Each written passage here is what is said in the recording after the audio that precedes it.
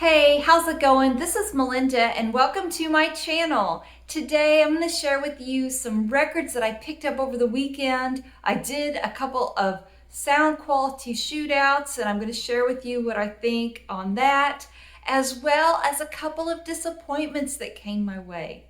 So if you're not a subscriber to my channel, please subscribe, hit the like button and the notification bell. Everything you do helps my channel to grow.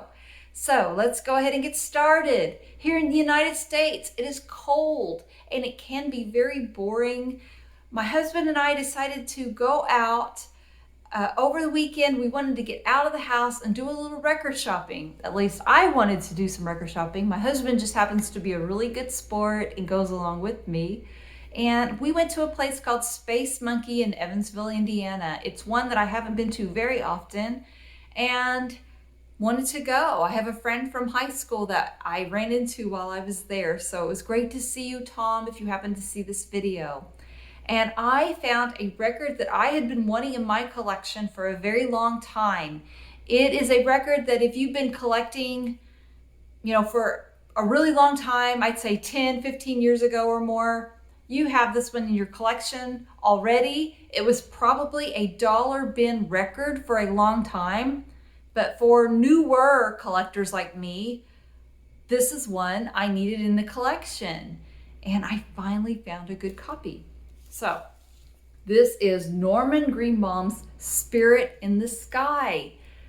I love the song Spirit in the Sky, and I think everybody has heard this song. If you watch TV or movies, you know the song Spirit in the Sky. It is a killer song with amazing guitar riffs. And I finally found a good copy of this record. It is hard to find because it was only released in 1974 and didn't get a reissue until 2014 for Record Store Day. And even with that, it was only 1,500 copies. So it's on this wonderful Reprise label. Very nice, sounds beautiful. After hearing it, Spirit in the Sky is the best song on this record by far. And it is just a really good one. So I'm so happy to have that one in the collection. And when we walked in the door at Space Monkey, I saw the record store owner and he had a record in his hands that I immediately took notice of. And I asked him about it and he said, you know what? This is a record that I had in my house that I forgot about and I want to put it for sale and sell it here in the store. So he gave me a very cool price for it, what I think was a fair price. And it's just a cool one to have. It is Pink Floyd's Pipers at the Gates of Dawn. And this is a UK reissue from the early 70s. So he gave me a very cool price on it, and I think it's a fantastic one. This is a stereo version. Let me show you the label. Now, the ones with the earlier label on them sell for hundreds of dollars. Because this is a reissue from the early 70s, it doesn't sell for as much money, and he gave me a good price on it. Sounds killer. I've always wanted to have a Pink Floyd record from the UK. So I have, from the Record Store Day of 2018, I have the mono version that came with that really cool packaging. I've always thought the mono version sounded great, but it was also cool to have a stereo version of it to compare it to. So my husband and I sat down and gave them both a listen. And I'm not gonna lie, I know when you compare a mono version with a stereo version, it's like comparing apples to oranges. And yet, you can prefer an apple to an orange, can't you? Even though they are very different, hard to compare, you can still like one better than the other. So I'm going to share with you our observations when it comes to the stereo and mono versions of Pink Floyd's Pipers at the Gates of Dawn. I've always thought this mono version sounded great. It is solid. It's clean and great. Beautiful. This is a cool record. It's very weird. If you like space rock, psychedelic rock, you would love this record. I will say though that when we put on the mono versus stereo, we instantly noticed from the two that the stereo version, for one, the song Astronomy Donomy is a lot of fun on the stereo mix. The panning back and forth is fun. I enjoy that a lot. We notice there's a lot going on with this album anyway, and the stereo version kind of separates those instruments a little bit better. And we just preferred the stereo version. I know we are probably in the minority when it comes to the opinion of that, but we just did. We thought it sounded fantastic. I thought the guitar playing was incredible on the stereo version, not to take away from the mono version. And I will say, when it comes to the stereo version, there are some balance issues. It gets off balance at times where you hear more from one speaker, a lot more from the other, and it's a little bit, it just doesn't sound as good. But overall, when you take that into consideration with all of the pluses, I think the stereo version of this record is very good. And that really surprised me, because I've always thought, when it comes to those early 60s records, when mono was still king, mono was the way to go. I would just say, either way you go on that, Pipers at the Gates of Dawn, it is an incredible listen. So I really enjoyed it, and I had a lot of fun just listening to both versions, comparing and contrasting. Now, the next couple of records I'm going to show are 45s, and these are really cool 45s. I haven't shown 45s in a long time on my videos, but I couldn't resist showing you these because they're so good. This is Otis Redding, Sitting at the Dock of the Bay, and it's just a really nice little 45 I paid $1 for. It's going to go into my jukebox because I love that song. I even, back in the 80s, this is confession time, I liked the Michael Bolton version of it. I thought it was good. But of course, Otis Redding, you can't beat Otis Redding. And here's another cool one. I saw this one in a little store, a little antique store, and I was like, what is that? I was just curious because it didn't have anything about it, just this wonderful picture. And I looked at it and oh my goodness, I was so excited. It is Bob Dylan's Hurricane. And like Don McLean's American Pie, it has to be put on two sides because it's such a long song. So I thought that was really cool. Hurricane Part 1 and 2. This is a very cool version of it on the Columbia label. So for just $3, I couldn't resist picking up this 45 by Bob Dylan. I love that song. Such a beautiful, incredible record. You want to talk about Bob Dylan and how he can tell a story? That song is unbelievable to me. Just shows his talent. Now back to the finds that I got at Space Monkey, and this one was a disappointment. I was excited when I bought it because I love Gabor Szabo. I love his guitar playing. It's relaxing and he just has such a beautiful tone. And I found this record. It was super clean, not a lot of money, but not cheap either. And I was just so happy to find this. It's on the Impulse label, and I love Impulse, but I don't know a lot about it. So I thought it was just a beautiful, clean copy of this record. I made a rookie mistake when it comes to buying this because I'm not that familiar with Impulse. It says Wind, Sky, and Diamonds, Gabor Szabo, and the California Dreamers. Look at the picture. It's just Gabor Szabo. I never dreamed that the California Dreamers were a bunch of singers. So I'm not saying they're bad singers. They definitely sing better than me, but it really just kind of reminded me of those old Ray Conniff records that Mom played. Kind of a generic singing style. If I'm going to hear Lucy in the Sky with Diamonds, I want to hear John Lennon. I don't want to hear a bunch of singers. So that was a rookie mistake on my part to buy this record. I thought it was just going to be Gabor Szabo and some other incredible musicians. I did not know there was going to be so many vocals on this record. So lesson learned, not a bad record, and yet I was hoping for so much more. So now the next records I'm going to show are records that I received in the mail. I don't know about you all, but there's something about going to record stores and shopping all day only to come home and find records sitting at your door. It's a little funny. Probably get a little bit of the eyebrow raised from my husband for that, but it is what it is, and he has come to terms with my vinyl addiction. So I showed a record on my channel last month. These were records that I wanted to have in my collection that I would love for Santa to put under my tree. One of them was a mobile fidelity version of Boston's self-titled album. A great record. I'd love to have the mobile fidelity version of it, but it's around $400, $500. Really ridiculous. I could buy it and do a big splurge, but I just can't justify that kind of price, especially when someone who commented on my video told me about this. They said they had the mobile fidelity version, but they thought the Friday Music version was better. That intrigued me because I didn't know about Friday Music. First off, yes, I do know about Friday Music, and I appreciate what they are doing.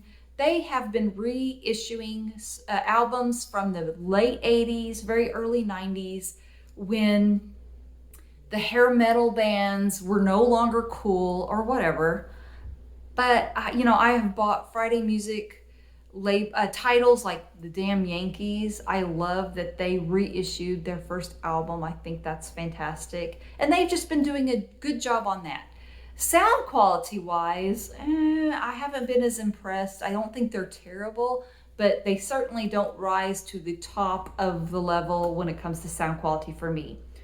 But a person who commented on my channel told me this Friday Music self-titled album by Boston, it was taken from the analog tapes, and Joe Rigosa, I hope I pronounced his name correctly and I apologize if I didn't, was one of the mastered, but it was also mastered by Kevin Gray. Well, I took notice when I saw Kevin Gray had a hand in this. So also it was getting great reviews from what I read. So I decided to splurge a little and buy a copy of the Friday Music version of Boston's self-titled album. I already had a couple of copies of this record. First off, at a flea market for just a few dollars, I found a Wally version. And what I mean by a Wally version is Wally Trigo was a very well-respected mastering engineer. He also cut lacquers. He was a very highly regarded engineer, and I have nothing but respect for him. Anytime I see the Wally name in the dead wax, I feel like I'm getting a really good record. So he cut the self-titled first pressings of the Boston album. And also I have a beautiful Japanese version that was given to me as a gift by Brian from Tennessee. Incredible record, and so I have that one as well. And also, most of you all know this already. Let me just show you this. If you take this record and you turn it upside down, the guitars are very cool. I had never noticed that before, but I really love the art that was presented on the cover of this album. Everything about this record was just done right. Boston hit it out of the park. The best debut album of the 70s, in my humble opinion. And I know that is saying a lot because Van Halen's my favorite band and their debut album is terrific. So saying a lot for that. So let's talk about the pressings. I have 3 pressings. My husband and I sat down and listened to all 3 and came up with our own conclusions about what we thought sounded the best. So first off, with no disrespect to Wally, we thought this was a good sounding, solid record. No complaints, except when you compare it to a couple of the others. Brad Delp's voice is a little bit more forward in this one. The bass lacks a little bit in this one. There's a little tiny bit of a tinny sound to it compared to the other 2.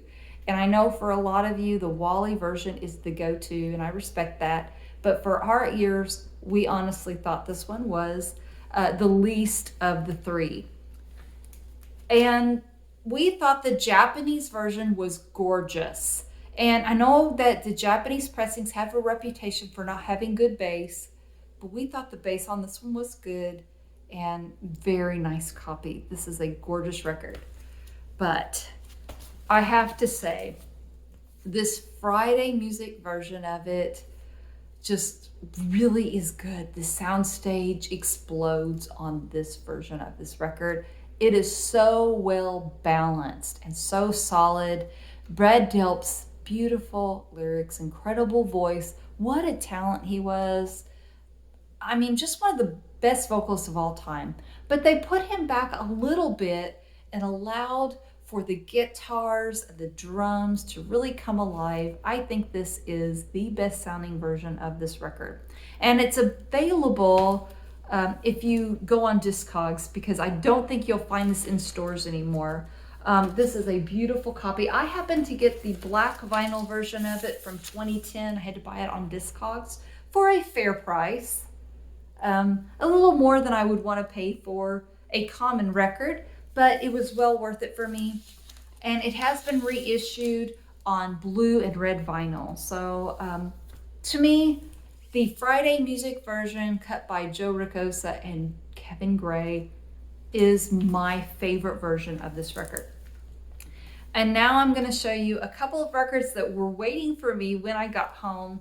And this one was Chet Baker, the Chet Baker Quartet, a really cool record from Sam's Records, a label I had never bought before but had heard great things from. They do a great job on creating the records to make them look just like the originals. If you want to buy an original of this Chet Baker record, you're talking about hundreds of dollars. Gorgeous cover, 200-gram vinyl, very cool label. And the sound is from the original analog tapes, and it sounds great, except for some reason, my particular version of it had a lot of cracks and pops. And I'm not one of those people who get super worked up over a little seam split or a couple of pops. That just kind of goes with vinyl collecting. And to me, it's just not worth returning a record for. But this one was a little over the top for me when it comes to pops and crackles. I am going to be returning this record, and I don't do that ever. So that's saying a lot for me. But so I was a little disappointed with the Sam label. That was my first just time with the Sam label, and I'm very disappointed with that one. But they totally made up for it with this. I also had received this one at the same time, and it's a good thing because now I have a little more confidence in the Sam's label. This is a beautiful Barney Wilen record. I don't even want to try to pronounce it, but it's gorgeous. A very young 21-year-old Barney Wilen takes on this the leads of this record, and he does a tremendous job. I love his tone. It's beautiful. And he is paired up with Milt Jackson, Piercy Heath, and Kenny Clark on this tremendous record. Sam's did a fantastic job on this one. It sounds so good. And I really have come to love Barney Wilen. I love him and Red Garland. And in the jazz world, I don't think they get enough credit. I think they're fantastic. So here's the label too. They make a really beautiful reproduction of the original label. So those are the records I picked up over the weekend and received. Let me know what you think. And if you have any opinions about the Pink Floyd or the Boston records, I'd love to hear what you have to say. Please subscribe, hit the like button and the notification bell. I will see you next time. Take care. Bye-bye.